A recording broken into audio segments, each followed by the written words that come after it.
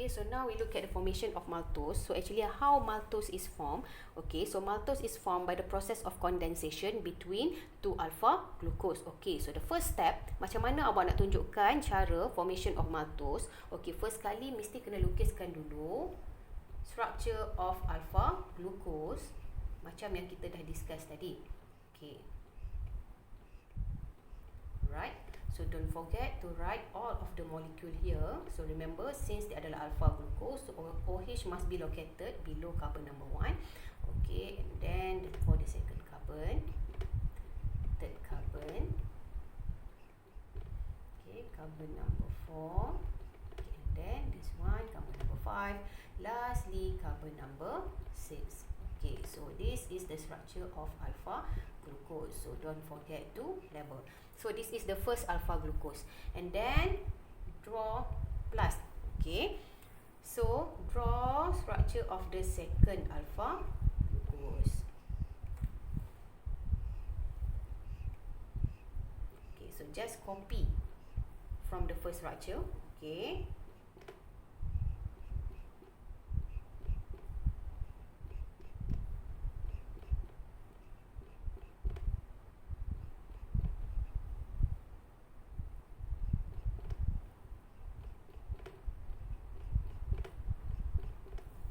So the structure will become like this. Okay, so here.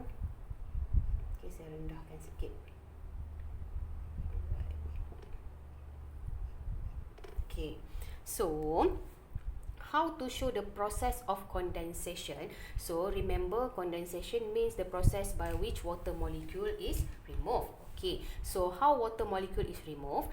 It will involve OH from carbon number 1 and also H, hydrogen from carbon number 4. So awak just tarik saja macam ni.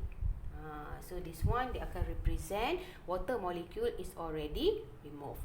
Okay, and then the next step, okay, awak lukiskan arrow macam ni.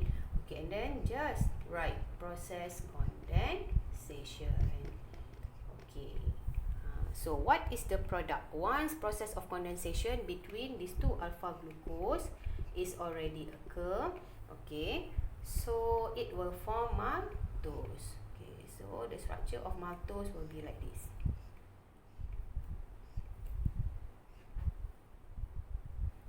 Okay, CH2OH.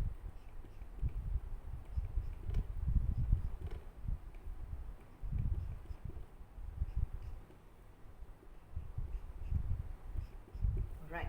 So remember, since water molecule is already removed at carbon number 1 here, okay, so the bond will be like this. Okay, and then it will connect to carbon number 4 of the other structure of alpha glucose.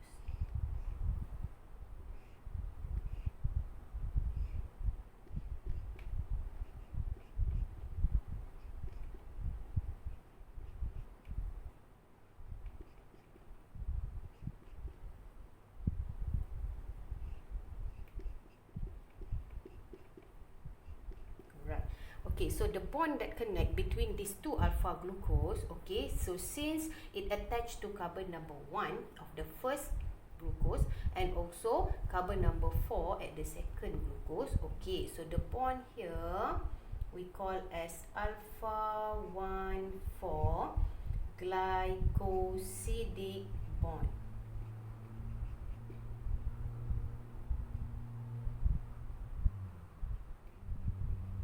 Okay, so why alpha? Because it will involve alpha glucose. Okay, 1,4 means it attached at carbon number 1 and also carbon number 4 of the alpha glucose. Okay, and then the bond name glycosidic bond. So in your structure of maltose, so means that this is maltose, the bond must be labeled. You have to show the bond. Okay, and another one, don't forget plus H2O. Why plus H2O? Because water molecule is already removed. So one of the product must be water molecule. Okay, so if the question asks you to draw formation of maltose, so remember, okay, firstly you have to draw the structure of alpha glucose. Okay, Okay, so this is the first alpha glucose, this is the second alpha glucose.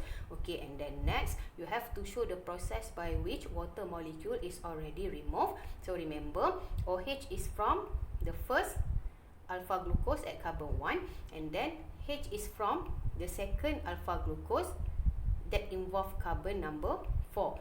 Okay, and then draw arrow right condensation. Okay, so since actually whiteboard ni tak muat, so saya lukiskan di bawah. Tapi kalau misalnya dalam awak punya exam, okay, kalau dalam soalan minta awak lukiskan structure ataupun formation of maltose, awak lukiskan di sebelah sini pun tak apa.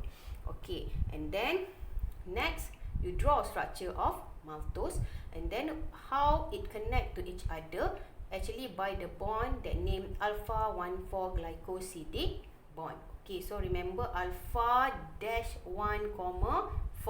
Okay, mesti kena ikut macam ni. And then you spell glycosidic bond. And then plus water molecule. So this is how you draw the formation of maltose.